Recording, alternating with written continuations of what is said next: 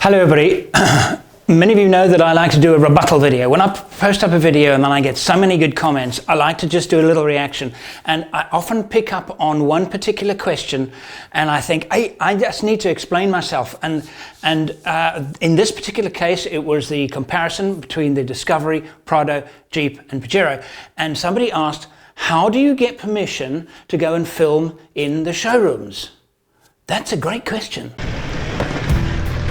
I'm Andrew St Pierre White. Join me as I share my passion for building four-wheel drive trucks and then travelling to the remotest parts of the world.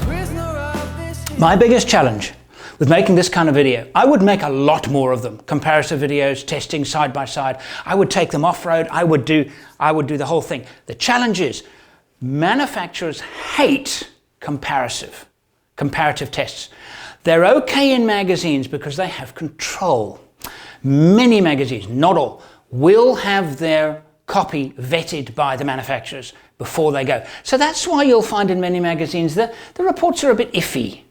The reporters cannot be absolutely honest. They are controlled within a space.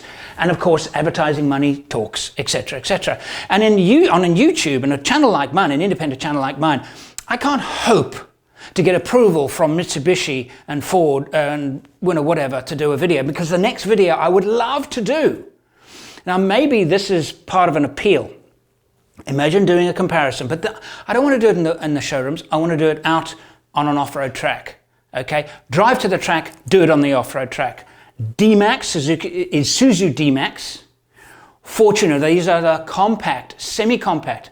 The ones that I've just done they're called mid-sized. Things like the Nissan Patrol 200 are full-size. Mid-size now down to the smaller semi-compacts, Fortuner, D-Max, Pajero Sport, Ford Everest. I drove the Ford Everest on the BFG launch. I thought the interiors were so dull it wasn't believable. But I thought the performance was marvelous. These things off-road were fantastic. They were brilliant. They were really, really good. And I thought, what a great subject. So, if you have one in Western Australia, one of those three models, I want you to contact me via my email address on my website and say, hey, I've got one of these. It needs to be less than 2 years old. It has to be the current model. And let's see if we can get a plan together, maybe in June, if not in June, September, October, to do a comparison between those four videos. But I need help. When I went and I walked into each of these dealerships and I said to for example, the worst one, most difficult one was Mitsubishi. Not that he didn't want me to film, but he said, well, what are you doing? And I explained, I'm doing a comparison. My words were probably the giant killers of the mid-size SUV four-wheel drives. And I said, Prado, Pajero, Grand Cherokee. And as I said Grand Cherokee, he looked at me. He gave me this kind of snarky look. That's not in the same class. What did he mean? Was it in a lower class or a higher class? He gave me this funny look. And I said to him, I promise you, I've been doing this a long, long time. They are the same. They're a similar price and the same kind of people buy them as buy that. Pointed to it, Pajero. Oh, okay. The Jeep guys, which you actually filmed we couldn't get a Jeep. We couldn't get the Jeep that I wanted easily. So I went to a mall and you'll see the mall shot and I was actually kicked out of the mall. You're not allowed to film in the mall. And they said, you cannot film in a public space. It's out of the question. Particularly with tripods, and there was a safety thing. So I just said, I apologize, and they were fine about it, they were cool. But I used those two bits of footage, and I edited them so that no other faces would appear, because I knew that was important. No strangers' faces can appear. That's important. But anyway, I loved the lighting in the mall, but I couldn't use it. So, went to the local dealership. They didn't have the right vehicle, but one close in town did. And I started setting up and they were very gracious. Yes, very enthusiastic in fact. And then the dealer principal strolled over and said, I need to see the video before it goes out. And I said to him, if you're going to insist on that, then I'm going to have to go. And I looked at him and I said, I don't do that. I won't do that. I've never done that. And I said, so you know, in effect, you're saying to me, you can't film it. And he said, yeah, I'm just worried about getting into trouble with my bosses. And I said, I understand, but I can't let you see the video. I just won't. So I'll film it anyway. I'm gonna film this anyway. If I film it on the street, I'll film it on the street. Nothing is gonna change. And he was gracious and he said, okay. And I kind of knew that the Jeep would come off well. And I think if the Pajero guy had said the same to me, I would have said, you know something, I don't want to get you into trouble. I'll go and film it on the street. Anyway, the Land Rover guys were very gracious. They just said, yeah, hey, where can we park it for you? They were like that. Same with the Toyota dealership. Melville Toyota helped me out. They're the ones I mentioned that I would mention them in the video, and they helped me out. They just said, yeah, what do you want? And I said, have you got the GXL Prado? And they said, yeah, we've got one. I said, and they cleaned it, and I think they cleaned it the night before and parked it in. So they were great about it. But as I said, that's the challenge with doing these videos.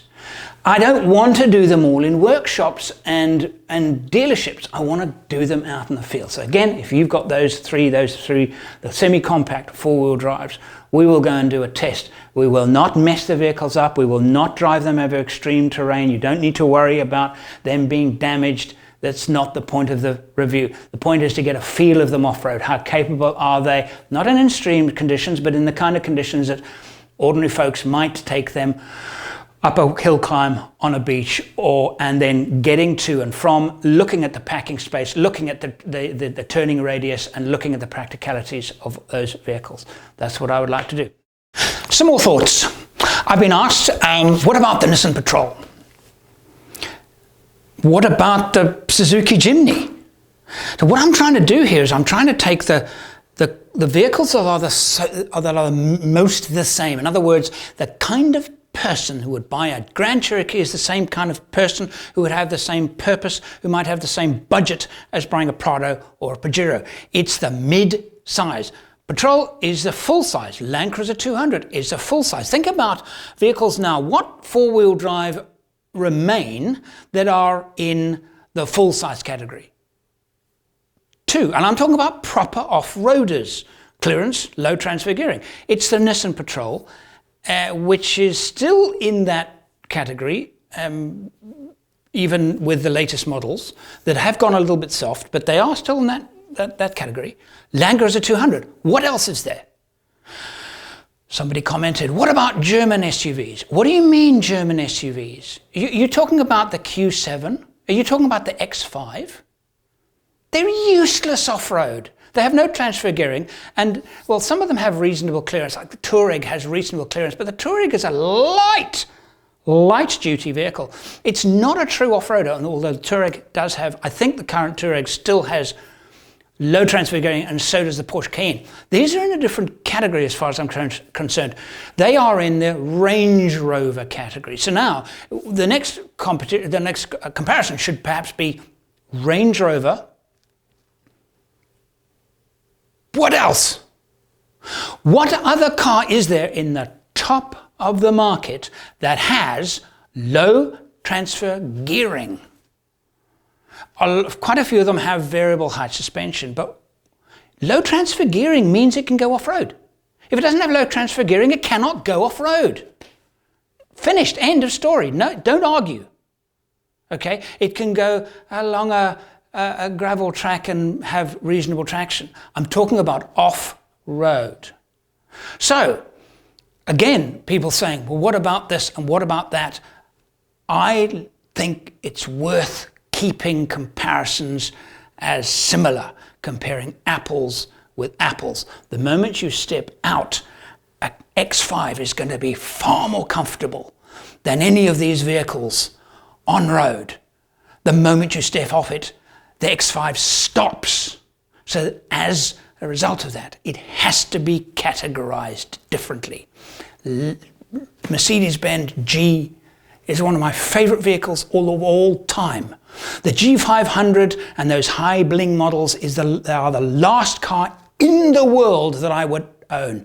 Not the last car I would own. I would own one before I owned an X5. That is my least favorite vehicle, period. is the BMW X5. But the G500 it's got low transfer gearing. It does not have good clearance. Not anymore. The military spec G-Wagons do. The Professional, the 300G Professional.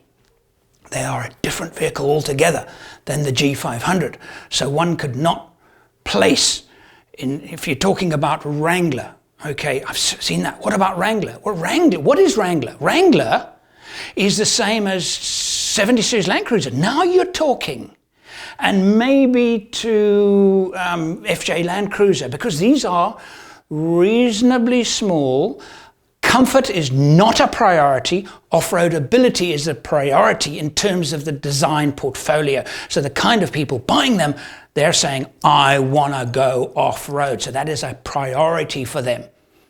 70 Series, Wrangler, FJ, what else? There are not a lot of them. There are very few left.